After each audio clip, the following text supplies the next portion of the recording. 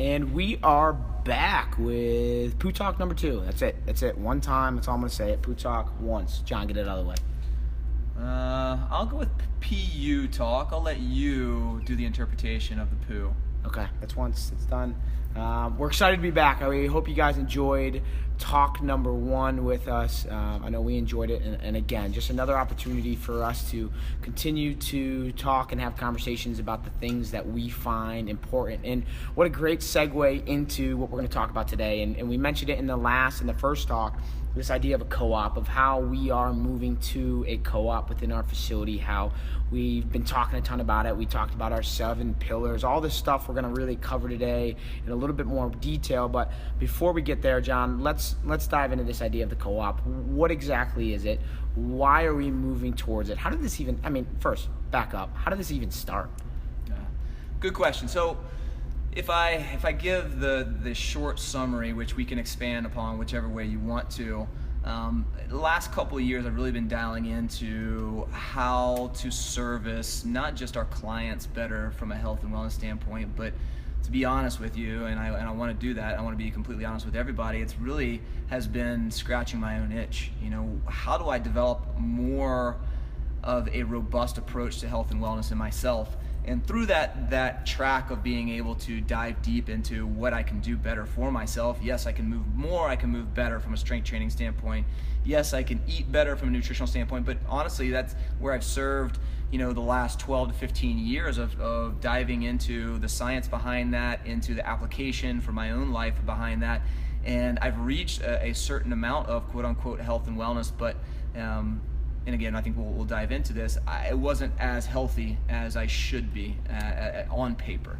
And not to cut you there, John, but I think we talk about it all the time, and I notice it with myself as well, and I think we all do. Is that there's it's so much more. Health and wellness is so much more than coming to the gym, checking the box. I got my hour of training for the day. I'm eating it all right. It's so much more than that. But I think all those other aspects oftentimes get overlooked, because we want to see progression. We want to feel like we're accomplishing something, and we are by coming to the gym. We are by doing some of the right things in the kitchen, but at the same time, there's so many more things that kind of play into it. And as you found within the story you're going to share with us is that, you may think you're healthy, but there's more things going on.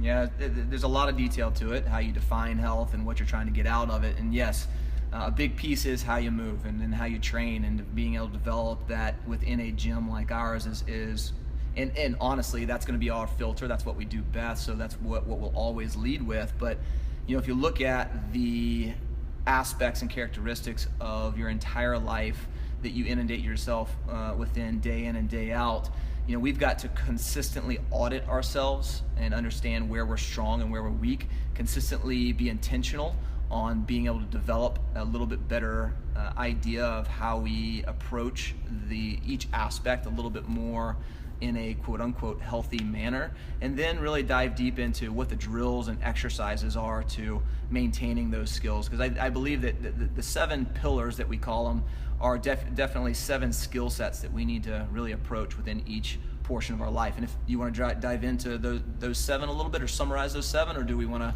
Yeah, we're going to move forward with the 7 pillars, and let's dive into those quick, and then let's tie it all back together of how this all relates to this co-op that we're talking about. So for those of you kind of tuning in, our 7 pillars, if you haven't seen them on the whiteboard, are as follows, and I'll list them, and then John, let's talk about those quickly and briefly, and how that could possibly relate to everyone in here. But we go into our 7 pillars, and we have the following, how we move, right? So important, like you said, our filter. That's what we do best, and that's what we want to help you guys do best, because that's what we know and that's what we study. But within that, we also have, how do you eat? Right? Are you eating well, nourishing your body, giving yourself the nutrients that you need to be successful not only in the gym but outside? And then we talk about, how do you sleep? And on top of that, how do you manage stress? And I think 3 of the most overlooked ones as well kind of follow that with, how do you relate to others? How do you relate to yourself? And ultimately, how do you relate to nature? But let's go back to the top now that you've heard those, and obviously we know how we move, but how are we and what are we doing to kind of shape how people are moving in here? Obviously it is what we do, but specifically how are we and what are we moving towards within the facility? Yeah, so let's really take each point and talk about how you would audit yourself into whether you're quote unquote healthy in that parameter or that skill set, that pillar, or not. So quite frankly, how you move, we can look at the quantifiable and easy aspects like, are you in pain? Are you able to move in certain ranges of motion? Can you do certain movements without pain, with pain? Do you have the quality to be able to move with strength or power? And do you have the capacity to move for a certain period of time without breaking down or losing that quote unquote performance aspect? So, I think it can go, again, all of these are going to dive really deep into a lot of detail, but how you move is probably the one that we're most often inundated with, especially in here, but probably most familiar with as well. Yeah, absolutely. I mean, even throw in there some of this spike ball action we've been playing around lately. I mean, come on, I got to put that in how you move as well. But anyways, let's kind of move to that second one, how you eat. And I think we all think we know how to eat, but I think, again, how do we audit ourselves? How do I know if I'm eating well? I think I am, right? I think I'm eating these yellow and green and red things, but, how do I know? Yeah, so I really almost put that as not how you eat, but also how you ingest, because it's not just the food that we put into our body. The full nourishment piece of what we're ingesting in our body goes into the hydration, goes into all the medication that we actually are intaking, goes into the pollutants. Maybe you're inundated with environmental pollutions that really wreak havoc on our body as it relates to the processes and how we're ultimately going to achieve health and wellness. And again, we can relate all of these to each other. So I would say that each pillar is going to play off of each other. How you eat or what you're going to ingest is certainly going to play off on how you move. We see a lot of clients that take statins, for example, as a medication, but one of the biggest symptoms of a statin is going to be joint pain. So quote unquote right there, they're going to play off each other. Yeah, and we kind of then go into, again, playing off of that, of how you sleep. And it's funny, we're going through this competition now in fantasy football, and I think everyone thinks I'm a little bit crazy, which is probably the case, but at the same time, we had everyone track sleep, and it's okay, well, I'm just going to go through and track it. But I think, and it's been interesting to go through this because it's kind of eye-opening for a lot of people in the sense that they're starting to be like, holy cow, I may only get 6 hours of sleep. I thought I was getting more, but again, how are we measuring that? Why is this a pillar? Why is this important? What does sleep do? Right? I can do 3 hours of sleep and still function at work, but can you really? We go back to, it's all a skill. So how you sleep is really the skill of sleep, and creating the practice behind each one of these skills would go into, maybe you're looking just at the quantity of sleep, the hours of sleep, but we would also look into the depth of sleep and what that's actually, the science behind what that is doing for your processes. We know it's going to be the most regenerative time during your day. And let's just take it back to how you're moving. If you're wanting to gain lean mass or lean muscle or change pain, then it's all going to happen from what you do when you move, but it's all going to become relevant when you're sleeping, when your body has the ability to create that regen or recovery aspect. So sleep hygiene is going to be a big skill set in there. Whether you nap or not, and the aspects to what naps can do for you. Even sun exposure, sleep exposure when it comes down to circadian rhythms. Those are some dialed in and deep concepts, but again, that all goes under the aspect and the skill set of how you sleep. And I think one of the most overlooked, sleep being one of them, but I think even more so to me is this next one of how do you manage stress? And I think we all like to think that we have it in control. I know that's how I feel half the time, is I like to think I'm in control of what's going on. But I think from what I've seen in my experiences is that this is the most overlooked and oftentimes undermanaged thing, is that, I mean, stress gets us, as you know, John, within your kind of histories, that like stress can come in so many different ways. And it may not be the typical stress of, oh man, I'm anxious, I got a lot going on, I got this deadline to hit. But stress can come and attack us in a variety of ways. And if we don't have strategies to deal with that, it affects how we move, it affects how we sleep, it affects how we eat. I mean, I've been in situations before where I'm eating certain things because of how I feel. And I know I'm not the only one. But kind of give us some insight on, how was this pillar developed and what do you think about it? Well, I'll lead off by saying this is really where our culture has the biggest issues, because we ignore stress. We believe stress is a metric of success. We don't have skill sets to understand how to manage stress. We have this really poor relationship with stress. And yes, there is good stress, be it exercise, and appropriately prescribed in the right way at the right time, it becomes very productive for us. But then in the same right, stress can be very digressive. It can become distress. So for us, being able to, again, look at it as a skill, there's going to be some exercises and some drills that we can certainly do, both by research and anecdotally, to develop a better sense of health and play off of all of our other pillars that can really help be a value add.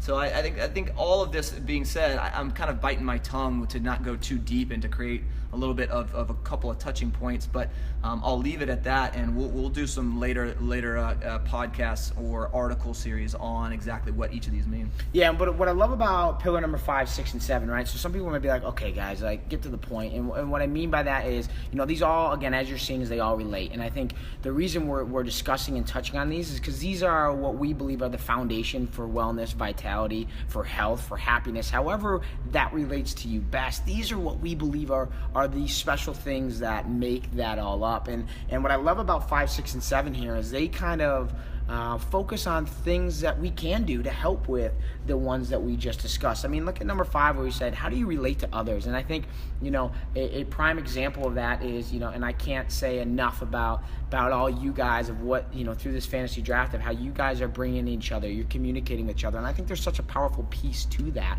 And I think that's something that we've been real intentional about creating here at Performance Unlimited, is this idea of a community of people who can service each other. Well, that relationship piece, you said how you relate to others, how you relate to yourself and nature, I think can also be replaced with how you connect. And we are about connection, and I think that we all know the power of connection and how we all can be of value to each other. And the original question was, what is the co-op? And when we talk about 5, 6, and 7, how do you connect with yourself, how do you connect with others, and how you connect with nature? That's really what the co-op is about. So if you want to, we can dive right into the co-op. Yeah, let's go, John. What why did we even create these 7 pillars? Because I'm sure a lot of people are listening to this and saying like, okay, cool, guys, thanks for touching on those, but like, what does this mean? Where's this going? What are these for? And I think the co-op is the true kind of make of all these 7 pillars. These 7 pillars really dive into and create that co-op that we want to create within here. Well, first off, we're a company that doesn't want to just stop at providing a one-dimensional approach to getting your results. And everybody in here has their own personal ideas of what they want to get out of a fitness program, but they're all based upon a full 360-degree idea that health and wellness is multidimensional.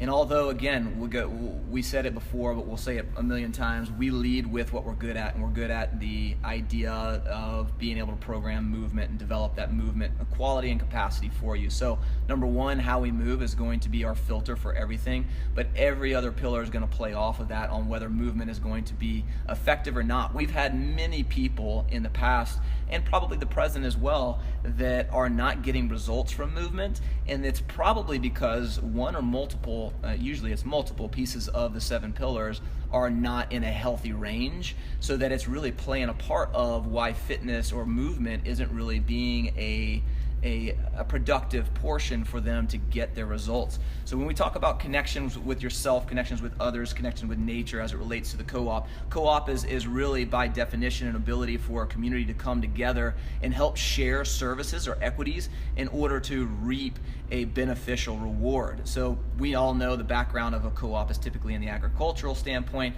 many farmers getting together, sharing land, using their own resources and tools together to create a crop that they can all come together on and sell and ultimately, reward themselves on the bounty. And I think that when we talk about our equity, our services, and our bounty, we can look at that as it relates to health and wellness in a lot of different ways. So I think that's great, but like a lot of things, right? Sometimes some things look better on paper than they're actually put into action. So what's this mean for all of us? So I love the idea. Okay, yeah, we all get to come together. We bring this service equity, but I mean, okay, John, let's boil it down to the details here. What's this mean for me, right? If I'm a client at Performance Unlimited, what does this co-op mean for me? What can I do? How is this going to change or affect what I'm doing in here at Performance Unlimited?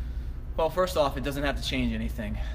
You choose what to participate in and what not to participate in. If you just want to show up and go through your program and leave, that is totally fine by us. But it would, again, not be following through with our mission and our value to just provide one-dimensional approaches. So if you do need something else, if you want to take advantage of more dialed in and robust resources and tools, then we're going to provide those for you. And that's kind of what led us to developing the co-op, is to be able to provide a solution for those other aspects of health and wellness that are outside of movements that you can really reap a lot of benefits on.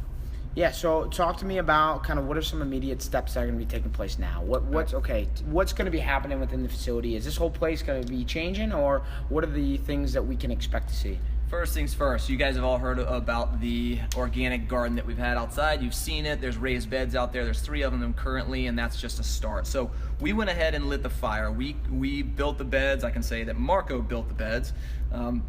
Marco ordered the soil. Marco organized the process of how we're going to do things, but ultimately, this is meant for you guys, all of us, to be able to reap the rewards on it. And this plays back on, how you eat, what you're ingesting. We want to be able to reap the benefit, a crop that's actually going to have organic fruits and vegetables, spices, herbs that we're all going to be able to share together and actually have bountiful and healthy foods that are going to ultimately make us healthier, but also bring us together and be able to celebrate in that. So you can, right off the bat, right now, you can donate your time in tending the garden. You can donate your energy and efforts in the same way. You can donate some finances to it, be able to build out this garden to much bigger than what we have it. So we already have a couple people that have donated for a hose, a watering can, a deer fence to keep out all the critters that we have around here. We're also ultimately getting together some more plants, fruit trees,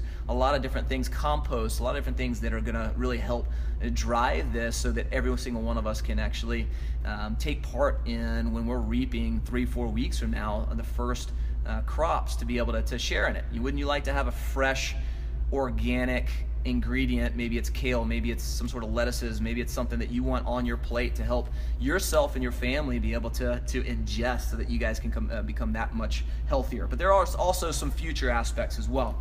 Yeah, and I don't think this is, a chance for us to say, hey, here's what you have to do. Like you mentioned earlier, John, this is the chance for us to say, here's why we're doing what we're doing. We believe in intentional communities. We believe in providing services for each other, providing our time and help to help each other reach their mission. And within each mission, we believe there's 7 pillars that are super important to you reaching your goals, whether that's to lose weight, whether that's just to become more fit, whether you have a performance goal. It doesn't matter what it is. We believe there's 7 foundational things that can help you reach that goal. And we know through our experiences that community is an important piece of that. And so I don't think what we're saying is like, here's what has to be done. What we're saying is, here's an opportunity to grow and expand yourself through the help of other people. Well, let me add something to that. So 2 things. Number 1, this is all about you, and it's all about a shared services. So we're trying to get you involved to help drive our actions. We mentioned it in the first podcast as well. The co-op is truly that.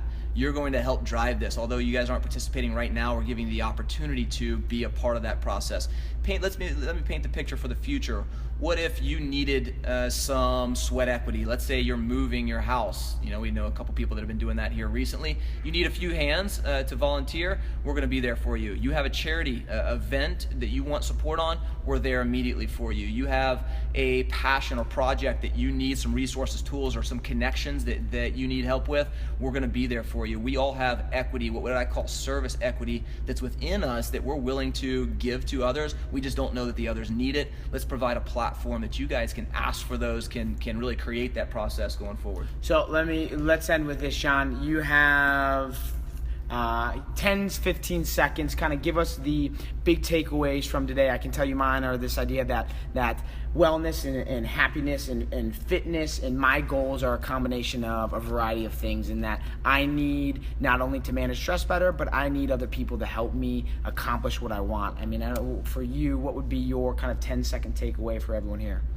One, that you can't do it by yourself. You have to do it with others, support with others, whether it's going to be in this community or at your home community, maybe even more important. But to provide influence on your health and wellness and those around you, you need to start engaging in those around you. And so we want to be a community for everyone to be able to engage in the skills and resources to develop a more healthy and well-rounded lifestyle.